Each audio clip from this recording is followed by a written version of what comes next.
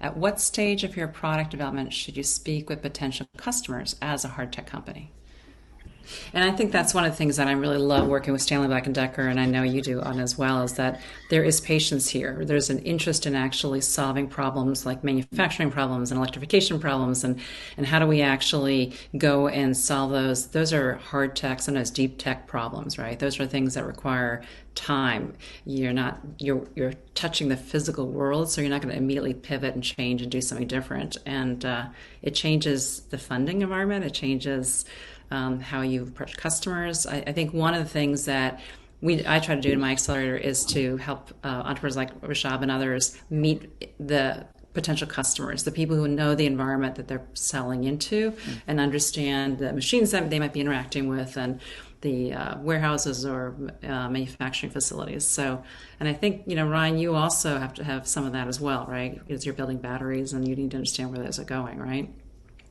Yeah, having a deep understanding of what the customer needs are is important. So I think early and often, if you want to validate the desire for your product and validate your value proposition, not early if it's promising things to those customers, because what happens very often is the need to show progress results in over promising to your customers when you don't have line of sight on something you can deliver for them. And if you have to add 1 or 2 learning cycles to your product development, and those learning cycles are measured in months, you're going to disappoint your customer. So I think there's no reason to not talk to customers early and talk about what you want to do, what you want to deliver to them, but just be very careful promising anything if you don't have a lot of certainty you're going to be able to deliver that, because there's only so many customers you can disappoint. Can I make a comment? Please, I want you to jump in. This sounds like a question. Let's definitely have a conversation and then jump in. I think this is one of the also strength about joining an accelerator. I mean, if you're joining Techstars or somebody else, that's a different story. But joining an accelerator of really high quality and high value, you're able to be exposed to mentors that represent big corporations, and you can actually ask these questions in a trusted and friendly setting, right?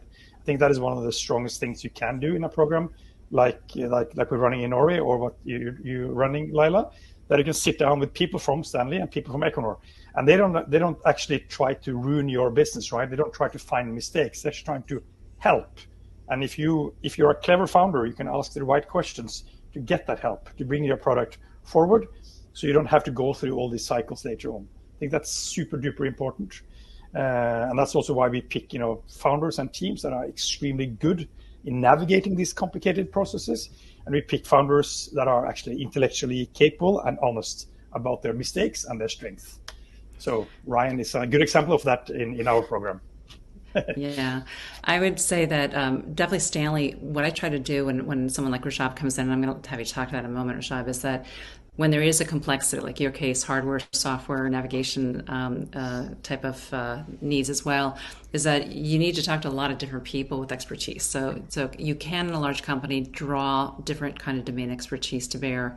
And then there's the mentors. I think, I don't know how many mentors you throw at a poor entrepreneur when they come into your program, but I kind of try to go about 100 mentors per company so that they get the exposure.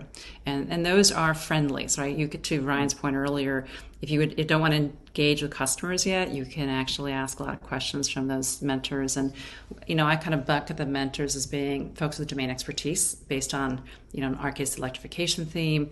And then folks who have just done it before. I mean, they've been entrepreneurs themselves. Maybe they've been early stage investors for years. They see the patterns that have to be paid attention to and when to do what. And then lastly, I really think that there's also expertise from mentors in what I would call functional expertise. Someone who's incredibly good at sales or knows how to build a sales team. Somebody who really understands pricing models or finance or financial modeling. PR, there's just a whole list of things which I think are just basic business knowledge. And when you're a tiny little company, you can't afford to bring that expertise on board. In fact, you just don't need all of it full time anyway. And so the ability to sort of tap the mentors or even reach into an Equinor or a Stanley and tap some of those experts can really help leverage early on. And you're nodding, so I'm hoping you're agreeing, Rishab. One of the core aspects when we started talking to our customers was always trying to understand what is their pain point, what is their real pain point, what is the top line, what is the bottom line that they're trying to solve. And rather than selling, it's about listening to those requirements that allows us to build the right product. So early on, we also did that mistake when we just went on selling mode that, hey, we have an awesome robot that can solve all your problems. And I think that was like a different approach or wrong approach, because we realized that, I'll take an example. We went to an industry and tried selling them like a different solution, completely different solution, completely different zone. But as and when we contacted or we interacted with the team members, we realized they had this bigger pain point, which is the limiting factor of their entire facility. And our product was actually just the right fit for that pain point. So it's like listening to those people on the shop floor, listening to people who are trying to make these decisions, who are trying to improve their productivity, that allows us to target the right solution early on so that we can actually grow with them.